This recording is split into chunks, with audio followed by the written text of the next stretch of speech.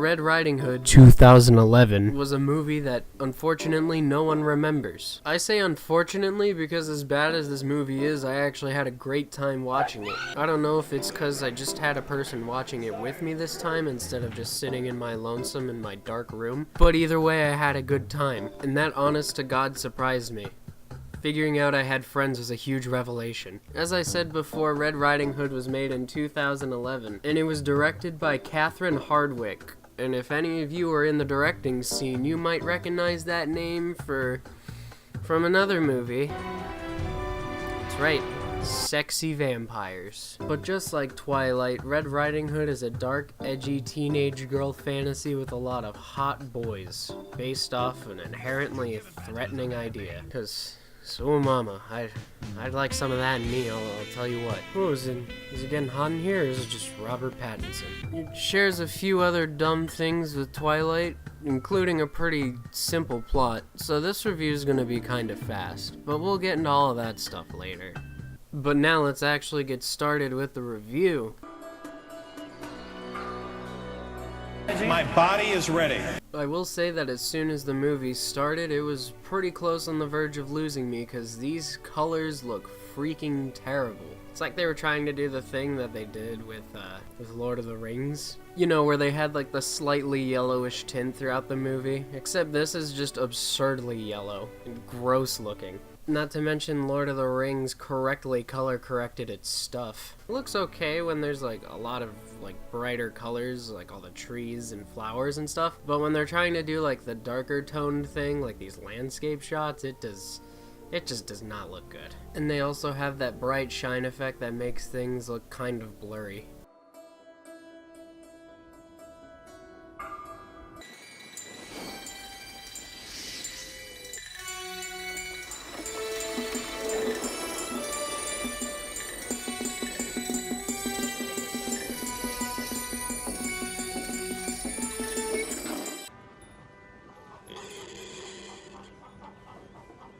Better the wolf takes the pig than you. Is it though? So now we're told how the life of our main character goes. We lived on the edge of a dark forest. Few knew our village by name, but many had heard of the terrible things that happened there. Mother always told me, don't talk to strangers, go get water, and come straight home. I tried to be a good girl and do what she said. Valerie, Believe me, I tried. let's go. That's bullshit. Okay, you did not try. He just extended his hand out and asked if you wanted to go, and you're just like, okay, I'll go with you. You're telling me you're not gonna have her go, I'm not sure, and then he's like, come on, please, and reluctantly she's like, alright, fine, I'll go with you. No, she just smiles, just grabs his hand and goes with him. I mean, with a face like that, it'd be pretty hard to resist. You can't just tell me one thing and show me another. I'm not that stupid, come on. Also, listen to when he says this. Let's go. Did you catch it? I'll make it a bit louder for you, just in case. Let's go. That doesn't sound like it was recorded in the same place. You can hear his voice echoing off of whatever sound booth they used. Hers sounds fine. Why is his ADR so crappy? And then for some reason they decide that they want to kill a rabbit, I guess. I don't know where the sudden hatred for rabbits came from, but I guess it doesn't matter because they don't even end up killing it. At least we don't see it. So after a bunch of nothing, we finally arrived to 10 years later, where they figured out how to fix the color grading. Also, at this point, you can just feel the sense of nothingness happening, because this entire scene is dedicated to the girl liking the guy, and the guy liking the girl. And guess what the entire last scene was dedicated to? So we learn that Red is actually gonna have an arranged marriage, but of course, she doesn't want that, because she wants to hang out with her hot boyfriend. Run away with me. Of course, more sexy time happens, because, well, why wouldn't it in a movie like this? And then the screenwriters remembered that there's supposed to be a plot. The wolf. So finally we arrive at whatever the hell this place is, and... Tell me. It's your sister.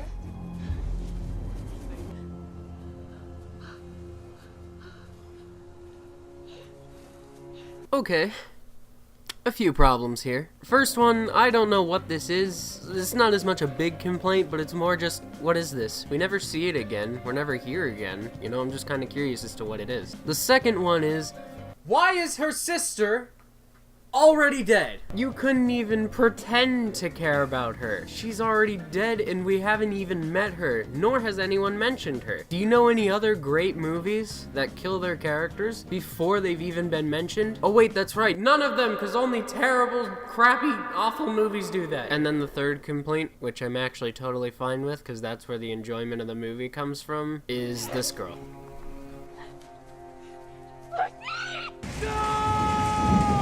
That's right, this wooden board is playing our main character, and she cannot act. She could be good in other movies for all I know. I just know she's not good in this one.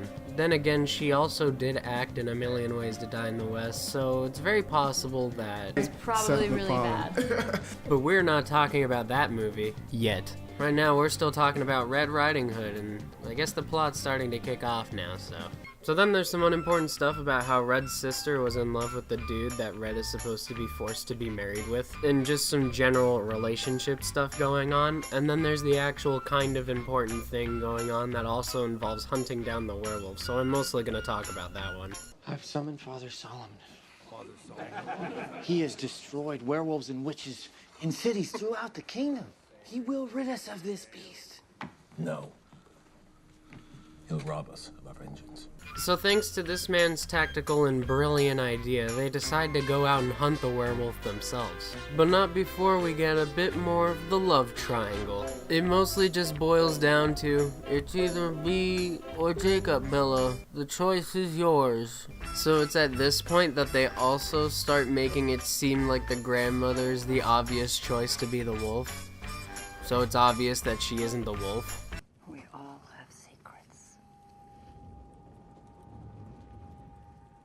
Another fork. We'll take this deep one. No. We should stay together.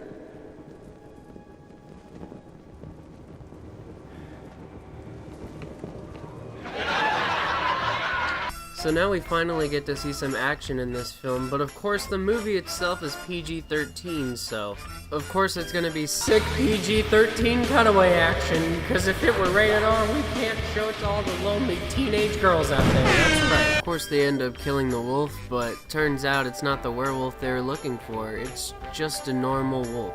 And they find this out because Father Whatever finally arrives. But before that, however, our main character talks to this guy. Henry, Just leave! I don't want you to see me like this. And then our main character talks to this girl about the dude that died on the mission and how special he was. Henry's father wasn't it? The man you loved. Lucy was in love with Henry. She was a year older than me. He could have married him. How riveting. And as I alluded to before, Father What's-His-Face finally arrives. And Mr. Father over here is just an allegory for how people can be more monstrous than the monsters. There you go.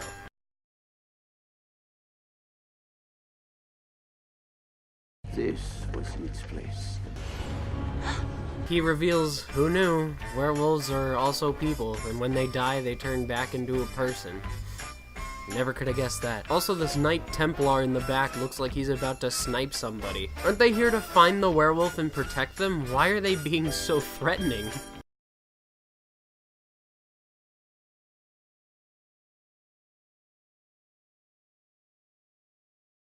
Guilty until proven innocent, I guess. The whole city meets together in one room, and Father describes how the werewolf works. News.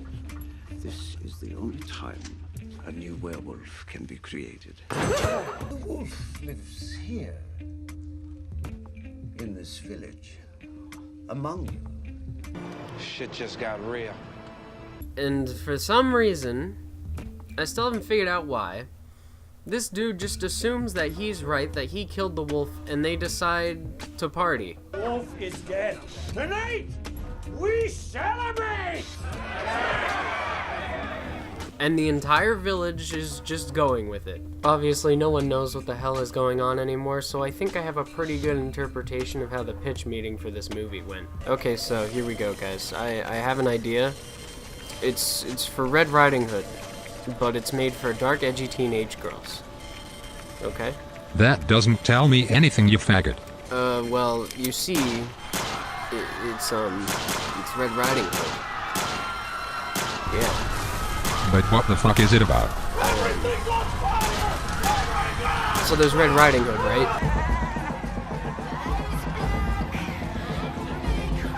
What is it with all these super edgy songs that Catherine always feels like she has to use? This is a medieval Red Riding Hood story. You just got pranked, bro! I'll just flick this off. I'll be fit to see the Pope. Wow, that's Red's father, apparently. We're only like, what, 40 minutes into this movie, and we finally figured out that she does have a dad? Cool to know. So then hot guy number 1 starts dancing with this random chick out of nowhere. So then Red decides to dance with her own friend, who is also a girl. And I guess it's supposed to be hot and seductive and really scandalous or something. But it's kind of dumb because no one has a real reason for doing any of this. They're just doing it. And of course this wouldn't be a Catherine Hardwicke film if there wasn't hot boys arguing with each other. Take it easy, friend. I said we should stick together, and you left us, and my father is dead because of it. Please don't do this. You couldn't do this earlier, you know, when there wasn't a big party? Like maybe after this happened, would you just sit quietly after the mission and just walk with each other? Leave me alone. What's the matter with you? What do I have to do to make you stop? I love you, Peter. You think I care about Henry's money? You have a future with him. I'm not gonna let you ruin that.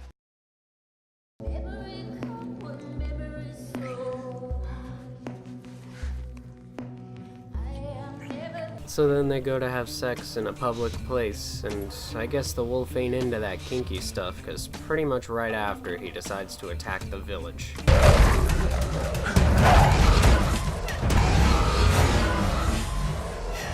Then a bunch of violence that we can't really see because it's PG-13 occurs, and then I guess everything's over. The werewolf ran away. The only one that even came close to doing anything to the werewolf was this Knight Templar over here, and he didn't even hit it. But still, you did the best, so congratulations.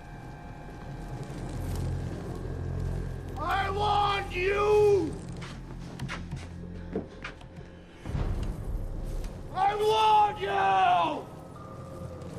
Your werewolf is still alive! Find it! Find it! If he just acted this ridiculous throughout the entire movie, I'd probably like it a lot more than I do. Surprise, surprise, Wolf comes back.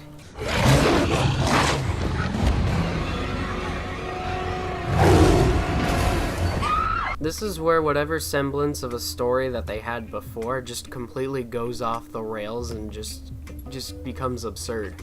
So strap in, kids. You can't escape from me. What? So it turns out that she can actually, like, talk to the werewolf. Though I don't know how she understands him with all of those vocal effects going on. You understand me, that's all that matters, Valerie. You know my name. And then we get an exchange that in context doesn't make sense. No, I'm nothing like you. You're a murderer. You're a killer too, aren't you? What happened to the rabbit, Valerie? I killed it. Come with me. Yep, that dumb little ambiguous rabbit scene right at the beginning was all to set this part of the movie up. Listen, you can say whatever you want, but I think that killing a rabbit to be rebellious is a bit different than slaughtering many upon many of people. You know, it's a little different. No! Roper! You know, context matters. He needs to experience it physically. I'm coming back for you before the blood moon widens.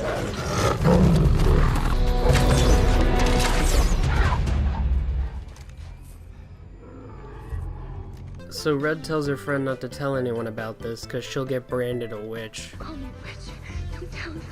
Of course not. And then everyone runs into the church because the wolf can't step onto holy grounds.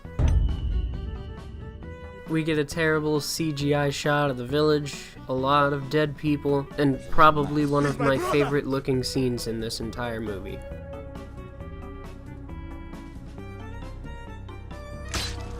How did anyone think that looked good? Like, come on, he barely pushed his hand forward, come on. Also, where'd he stab him? There's no stab wound, and the sword's already like halfway off of him when it cuts back, so... I'm just kinda curious. Hot boy guy asks if she wants to go with him, and she says no. Come away with me.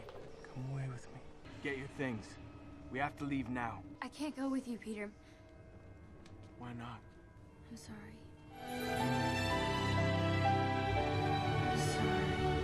Why are we still here? And then we get some more creepy grandma stuff.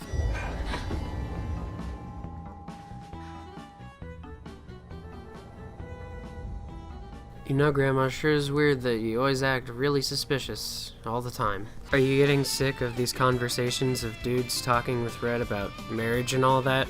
Well, good, because we're getting another one. I saw you with Peter.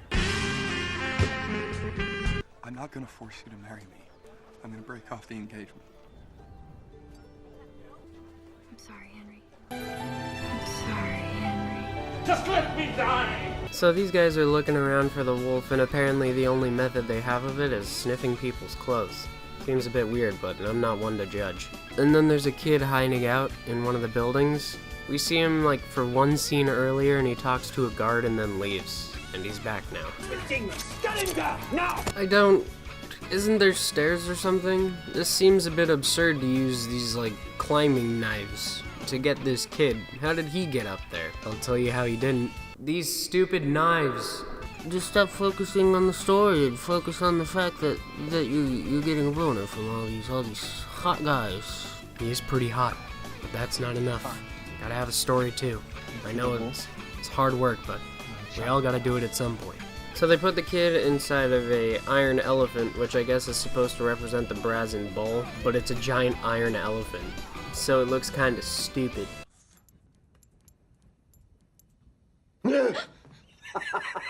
So the dude that got put into the elephant is actually the brother of this girl. So after a bit of money and sex, she decides that she needs to tell the father that Red was talking to the wolf so she can get her brother back. I'll give you the name of a witch.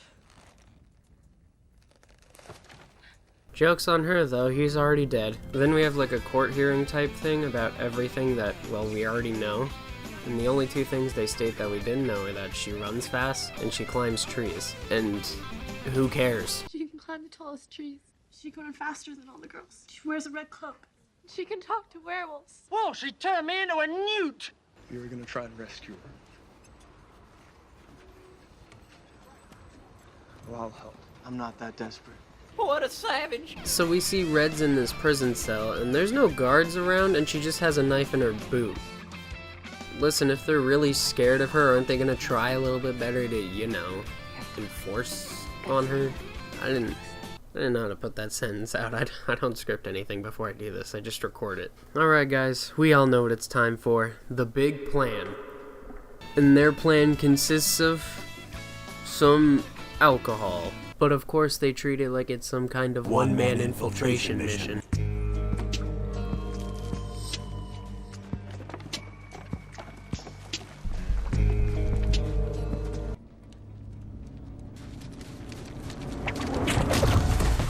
I thought this was snow. Why does it sound like sand? Father Solomon had designed the mask for public disgrace. What if they were right? Maybe there was something dark inside of me. So they keep her captive in the middle of the city, and they also have one of the cheesiest sequences I've ever seen in a movie.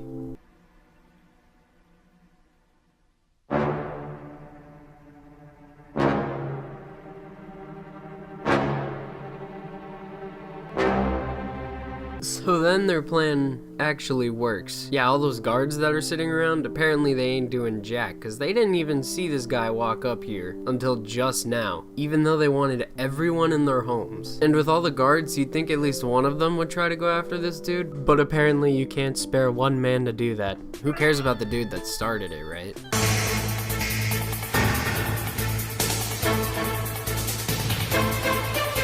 So then for about 4 minutes, they just kind of run around escaping from guards and hiding in different places until finally they manage to make it to the church, where of course Father is waiting for them. Are not on holy ground yet.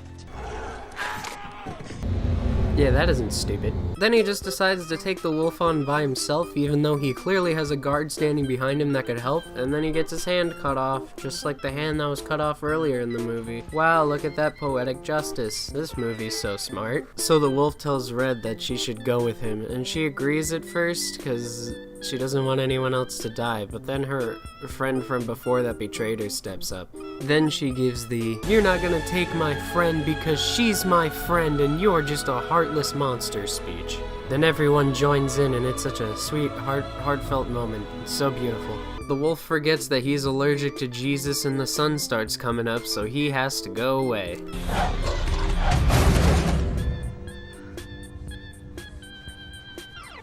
So the brother of the dude that died earlier ends up killing Father over here. And then we get a dream sequence that's supposed to reference the original Red Riding Hood, but because of the tone of this entire movie, it just seems really dumb and stupid and out of nowhere. Grandmother, what big ears you have. Better to hear you with, my dear. What big teeth you have. The better to eat you with, my dear. Riveting. Red decides to proceed over and do whatever she's deciding to do over here, and the rest of the group's gonna go hunt for the wolf. We're going after the wolf before the storm can cover its tracks. It'll be human again and we can finally kill it. Wow, that delivery was fantastic. Peter's still missing. I'll do what I have to do. Turns out Peter's just chilling in the forest, and Red does what she has to do.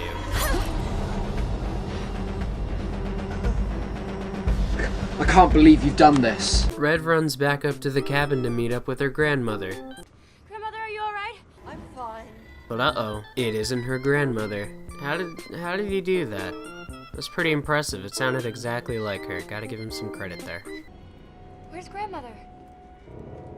I had no choice. How could you do this? Sit down.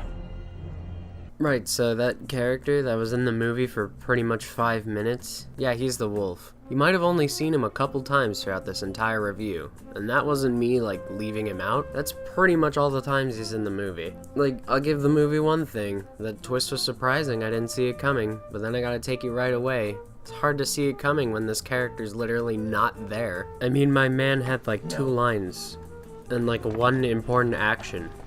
And that was it. Now he starts exposition dumping about his like entire plan throughout his life and how he killed his sister because she couldn't understand him. How he also killed Red's mother and Red's mother's apparent lover, because I guess that happened. He would stay around the grandmother so that she'd smell like the werewolf, and all of his clothes smelled like werewolf clothes. And I guess he planned everything. What an omniscient god. And just how she needs to go with him and all that stuff. And then her boyfriend finally arrives to take him down. You're not so terrified when the sun is up. So there's a bit of fighting, and then they finally kill Red's dad. Oh, and it turned out that the thing that Red grabbed was Father's hand. I don't know why it was still there. And if it wasn't, then I guess she wouldn't have had a weapon to kill him here, but it all worked out in the end, so whatever, I guess. You bit me.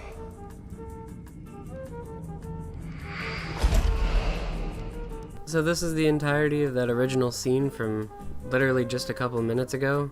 We don't see him bite him, and there's no blood on his mouth. Also, kudos for flashing back to a scene that literally just happened. So he starts running off.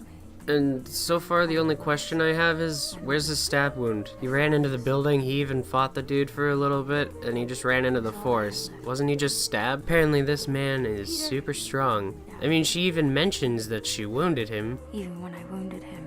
Where's the stab wound? So they bury Red's father by putting rocks into him. I mean, they could have just tied a couple rocks on his ankles and his hands, and I think that would have worked just fine. I don't think you need to put a crap ton of rocks inside of him, but whatever, I guess. I'm not in charge of this. And then Red's boyfriend sails off into the distance, never to be seen again because he too will turn into a werewolf since he's been bitten. So she has some thoughts about them being together and having sex and junk, and finally she decides to let him go. I'll wait for you.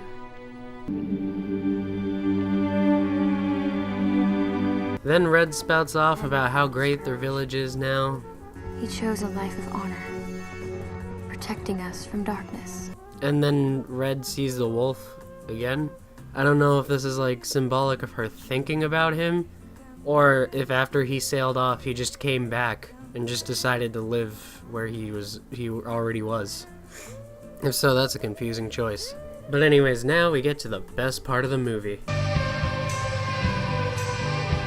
Well, that was Red Riding Hood 2011, and it definitely feels like a 2011 Catherine Hardwicke movie. It has a lot of unnecessary romance, the acting's pretty bad, the music is dark and edgy almost all of the time throughout this movie. The coloring looks terrible to me, the editing is just stupid, and the camera work at some points is just flat out looks like a parody. And I think the CGI speaks for itself. The acting in this movie was kind of boring, except for Father's overacting, which is just amazing. But for the most part, the acting was either fine or not so fine. There wasn't anything really like bad, except for Father, but I enjoyed him so much, so I don't really care. The story itself just felt like they were throwing stuff at the wall and seeing what sticked, but nothing was sticking to the wall, it was all just crashing to the ground. It's just a series of events that take place inside of the same disc. Now, would I ever watch this movie again?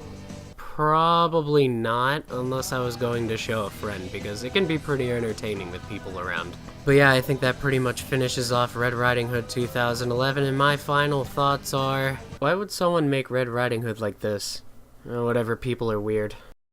Wow, this one actually turned out to be longer than Beyond Skyline, which I was not expecting. I'm also hoping that this comes out before October ends, that'd be nice. It's gonna get copyright claimed, so I'm not totally sure on that. And I'm pretty sure the next review is gonna come out in November, but it's still gonna be a Halloween themed one because I at least want to try, so if it doesn't get copyright claimed, it's in October, but I can't make any promises on that. Anyways, thanks for watching, that's pretty cool. I hope you enjoyed, and maybe leave a comment telling me what I could do better because I'm still new to this whole thing, that'd be nice, so I'll see you later, bye.